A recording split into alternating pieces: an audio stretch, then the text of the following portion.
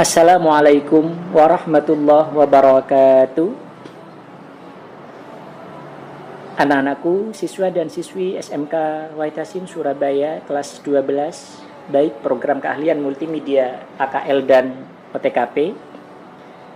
Bagaimana kabarnya? Mudah-mudahan semuanya tetap diberikan kesehatan oleh Allah Subhanahu wa taala. Amin amin ya rabbal alamin. Anak-anakku, untuk pembelajaran daring hari ini, yaitu pendidikan agama Islam, yang akan Pak Ube sampaikan terkait dengan iman kepada hari akhir atau kepada hari kiamat. Anak-anakku yang dirahmati Allah, iman kepada hari akhir merupakan salah satu rukun iman yang wajib dimiliki oleh setiap manusia yang beragama Islam. Mengapa kemudian kita kok wajib hukumnya percaya kepada hari akhir atau kepada hari kiamat? Karena Allah Subhanahu wa taala sudah menyampaikan di dalam Al-Qur'an surah Al-Baqarah ayat 4, Bismillahirrahmanirrahim. Walladzina yu'minuna bima unzila ilaika wa ma unzila min qablik wa bil akhirati hum yuqinun. Dan mereka yang beriman kepada kitab Allah, yaitu Al-Quran, yang telah diturunkan kepadamu, dan kitab-kitab yang telah diturunkan sebelum kamu, serta mereka yakin akan adanya kehidupan akhirat. Inilah kemudian yang menjadi pijakan, yang menjadi dalil kepada kita semua, bahwasanya kita wajib hukumnya iman dengan adanya hari akhir itu, hari kiamat itu. Lalu kemudian sekarang, kira-kira hari kiamat itu apa?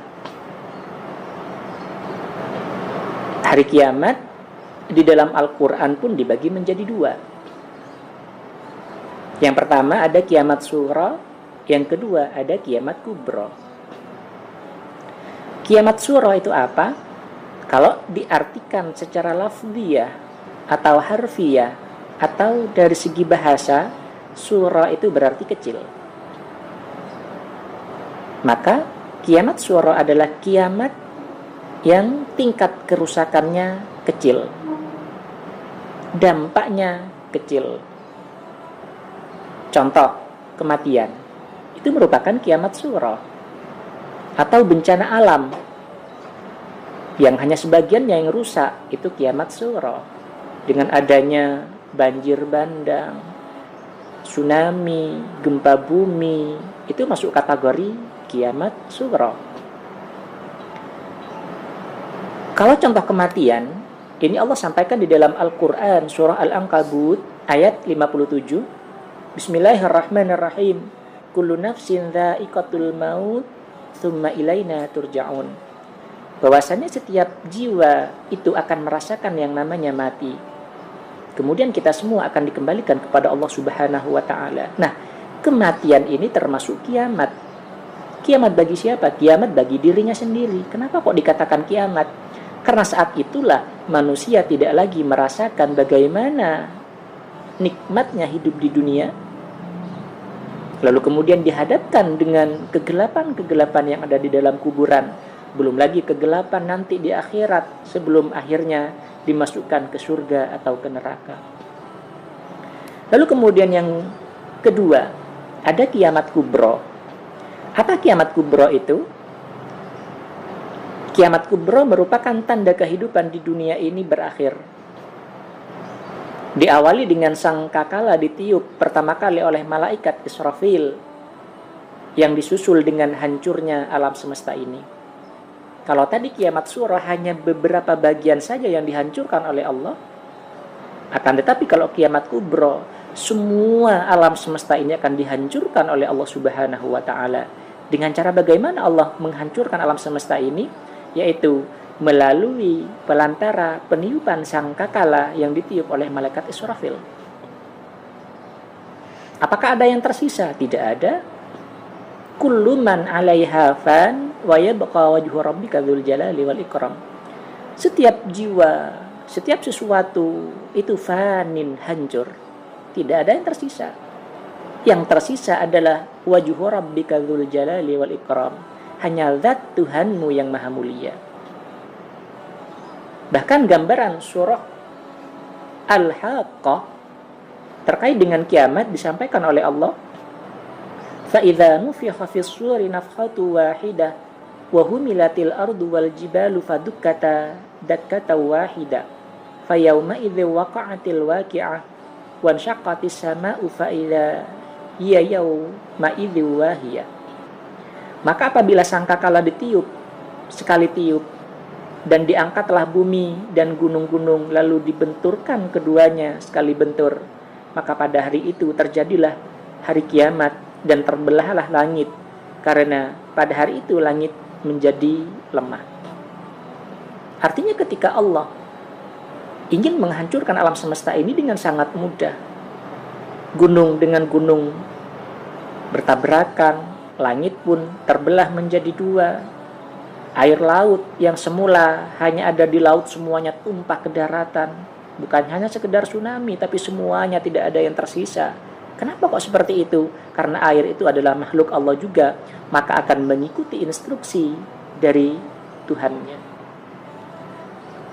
Anak-anakku yang dirahmati Allah, ada beberapa fase yang akan dialami oleh setiap umat manusia untuk menghuni surga atau menghuni neraka.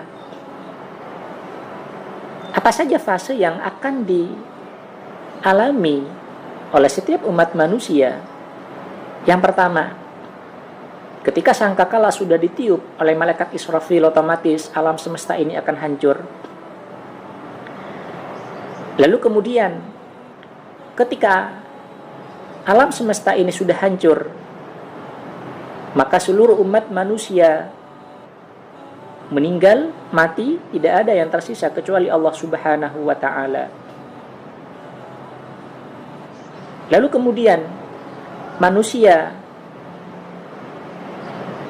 ketika sudah mati ditiup sangkakala yang kedua oleh malaikat Israfil, lalu kemudian seluruh umat manusia berkumpul di padang mahsyar. Setelah dibangkitkan oleh Allah, manusia berkumpul di padang mahsyar, lalu kemudian dihisab oleh Allah, diaudit oleh Allah, dihitung oleh Allah amal perbuatannya. Ketika sudah diaudit oleh Allah amal perbuatan baik dan jeleknya, maka itulah yang kemudian menentukan apakah manusia itu layak berada di surga atau tempatnya di neraka.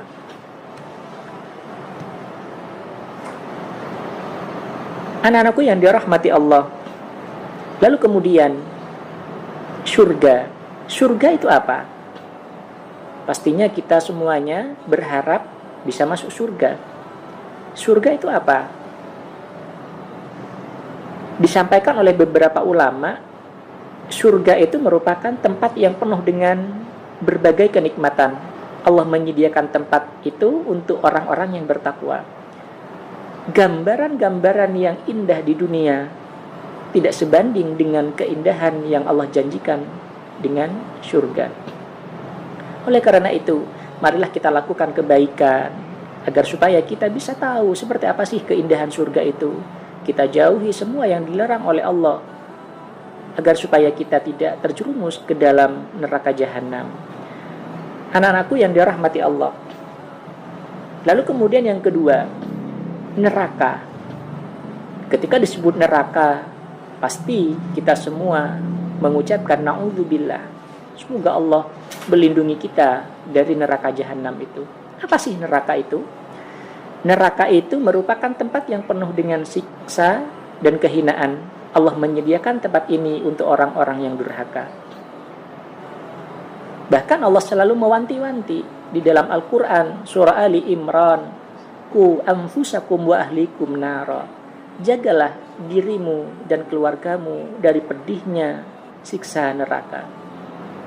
Bahkan kalau di dalam tafsir Allah sampaikan yang namanya azabun atau siksa yang Allah berikan kepada para penghuni neraka, azabun alimun mu'lamun, siksa yang amat sangat menyakitkan. Jadi bukan hanya sekedar penyiksaan yang sangat saja, bukan, tapi mu'lamun, amat sangat menyakitkan. Oleh karena itu, marilah kita semua berikhtiar melakukan segala sesuatu yang sekiranya bisa menjauhkan kita semua dari siksa nerakanya Allah Subhanahu wa taala. Mungkin hanya itu saja yang dapat Pak Ubay sampaikan. Masih ada banyak materi yang perlu disampaikan terkait dengan iman kepada hari akhir, tapi karena waktu yang tidak memungkinkan, kita lanjutkan pertemuan berikutnya. Mudah-mudahan ada manfaat dan hikmahnya untuk kita semuanya. Terima kasih. Kurang lebihnya mohon maaf yang sebesar-besarnya. Hadanallahu wa iyyakum ajma'in. Assalamualaikum warahmatullahi wabarakatuh.